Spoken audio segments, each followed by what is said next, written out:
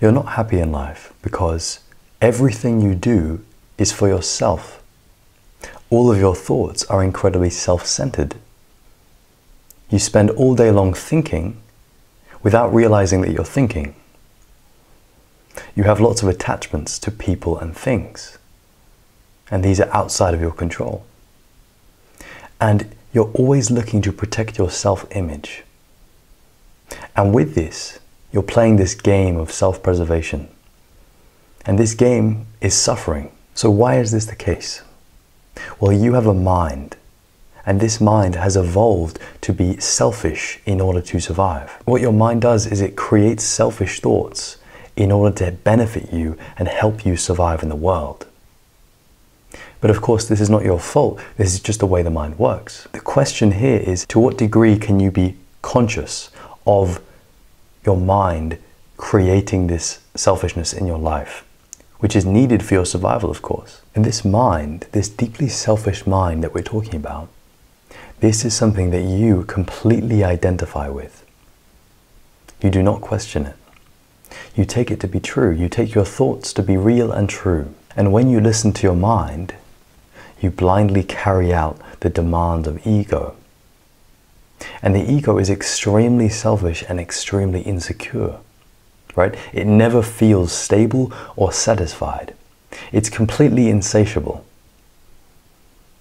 Can you see the problem with identifying with the ego mind in an attempt to find lasting happiness? Your ego, your self-identity, all of that which makes up you, plays this game of selfishness to protect itself so it doesn't die.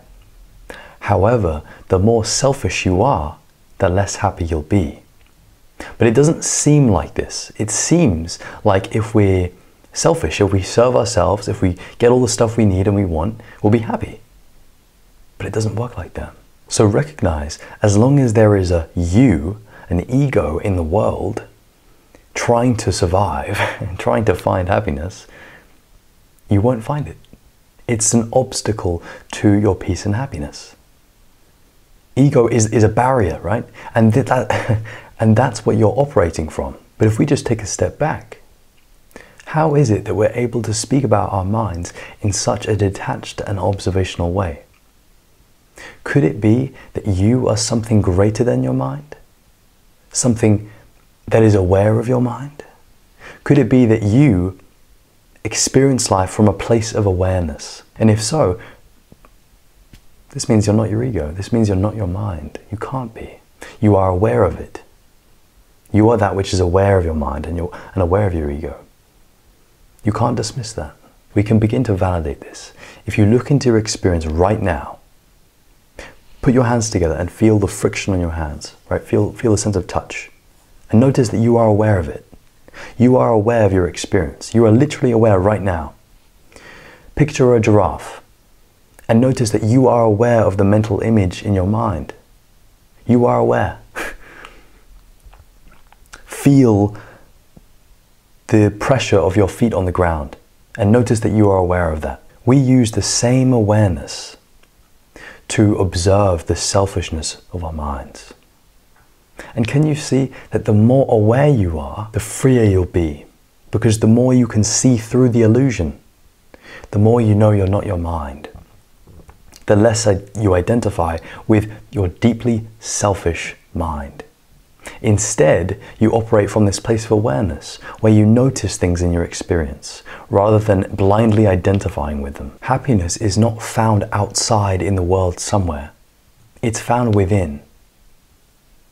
And to begin with, before you start this inward journey, you need to realize that you're headed in the wrong direction.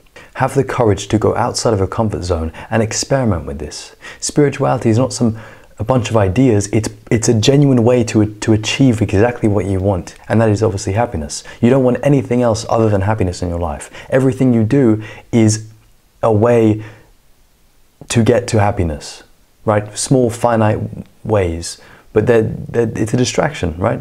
How about you go for happiness directly? That would save a lot of time. This one discovery can change your life completely if you begin to understand and reflect and start integrating this into your life.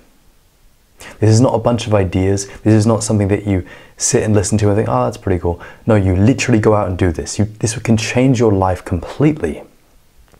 Begin by reflecting on all the times that you were very selfish in your life. Think about the times where you lied, where you justified yourself, where you were mean to someone because it served yourself.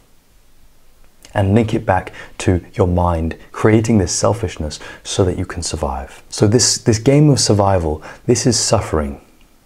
And that's what we're playing right now. We're playing this game of suffering.